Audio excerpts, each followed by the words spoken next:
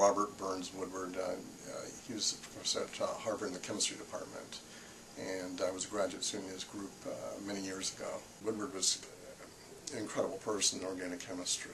Many people think he was the best organic chemist who ever lived. I remember seeing him once in the library at night, which people hadn't seen before. There was somebody else I knew in my lab who saw him at night, and some people knew something was going on.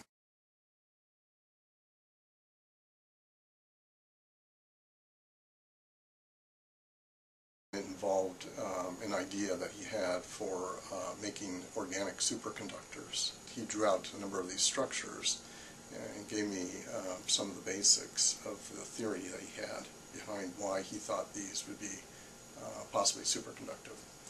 And then I went back to think about it as to whether I'd want to work on it.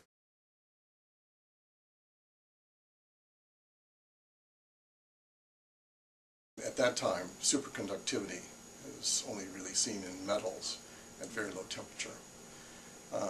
But he had some thoughts about how certain type of organic polymers might be superconductor at much higher temperatures. This can have a major impact on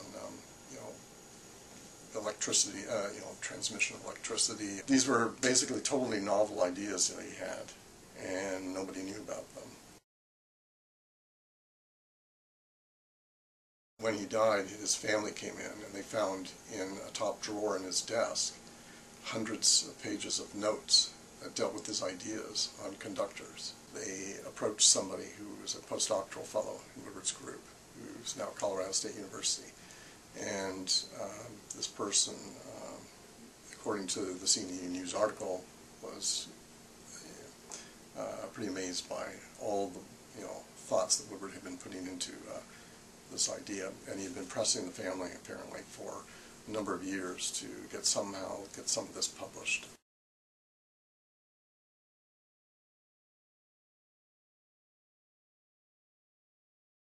And an article resulted where they had someone named Professor Cava